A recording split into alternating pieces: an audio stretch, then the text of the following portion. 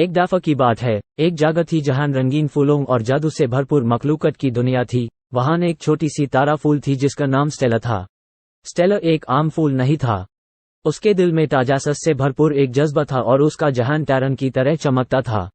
एक सूरज से भरी सुबह, स्टेला ने आंखें खोली और आसमां की तरफ घोराई। मैं सोचती हूं कि वो साफ और भरी बादल के उस पार क्या है, उसने सोचा। तय किए हुए के साफा पार निकलने का इरादा करके उसने अपने आरामदायक मैदान को पीछे छोड़ा। जब स्टेला जादुई जंगलन से गुजरती तो उसने एक दोस्ती भरी खरगोश से मिला जिसका नाम बेनी था।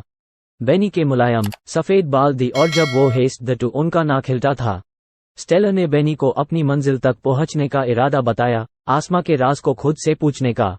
बेनी स्टेला के साथ सैर करने लगा और मिलकर उन्होंने एक दाना उल्लू से मिला जिसका नाम ओलिवर था। ओलिवर एक दरख्त की शाख पर बैठा था, उसके बड़े गोल आंखें ILM से चमकती थी। स्टेला ने उससे आसमां के राज के बारे में पूछा। आह, जवान तारा फूल, ओलिवर ने हल्की सी आवाज में कहा, बादल के उस पार एक सपनों और ख्यालों का दुनिया है। यह वो जगह है जहां तुम्हारी ख्वाहिशें जिंदगी पाती हैं। स्टेला का दिल उठने लगा। उसने ओलिवर का शुक्रिया अदा किया और अपना सफर जारी रखा, अब बेनी के साथ साथ और ओलिवर के सेज इरादन की हिदायत से। जब वो चलते चलते चुमकते हुए नदी पार पहुंच तो वहां एक शरारती जलपरी थी जिसका नाम वांडा था। वांडा ने खिल खिल कर पानी का तूफान मचाया और टैरन के गानों को गाया।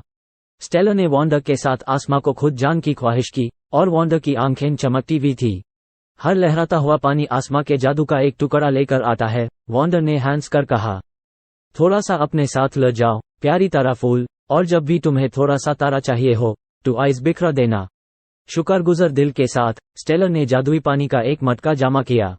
उसने बेनी और वांडा के साथ अपना सफर जारी रखा, आसमां के अजीब व गरीब हकाइक की तरफ उठकर। एंड में खेतों को पार करके, पहाड़ों पार चढ़ने के बाद और जादुई जंगलन में सैर करके उन्होंने एक शानदार पहाड़ की पाउन तक पहुंच गए। पहाड़ की चौपार उन्होंने एक बड़ा दरख्त दरिया FT किया जिसके शाखाएं आसमां तक पहुंचती लगती थी।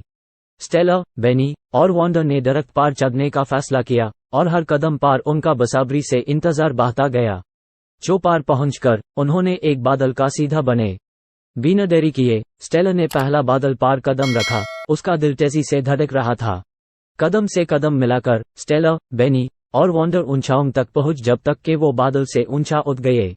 आसमां AI के तरफ से दूसरी तरफ लहराता था, क्वाबॉन का एक कैनवस जिसका रंगी मंच भरपूर तस्वुर के रंग से भरा था। स्टेला ने नीचे देखा और अपनी मैदान को देखा, जो अब एक छोटी सी हरी पैच की तरह लग रही थी। उसने बेनी और वांडा को देखा और मिलकर वो जादुई पानी को हवा में बिखरा दिया। आसमां हजारों सितारे से चमकने लगा, हर एक सितारा AI के ख्वाहिश साथ लेकर।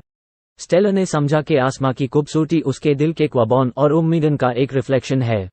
खुशी से भरा हुआ दिल लेकर उसने जाना कि हर छोटा या बड़ा सफर एक दुनिया में ले जाता है जहां बेइंतहा मुमकिन होती है।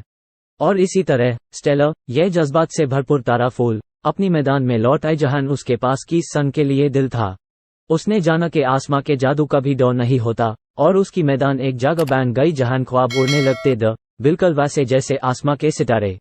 और मेरे अजीज दोस्तों, यह थी स्टेला की सै की कहानी, ताजासस, दोस्ती और उस आज़ादी से भरी असर की कहानी जो उन लोगों के लिए है जो ख्वाब देखने में हिम्मत रखते हैं। अगली वीडियो जल्द आएगी।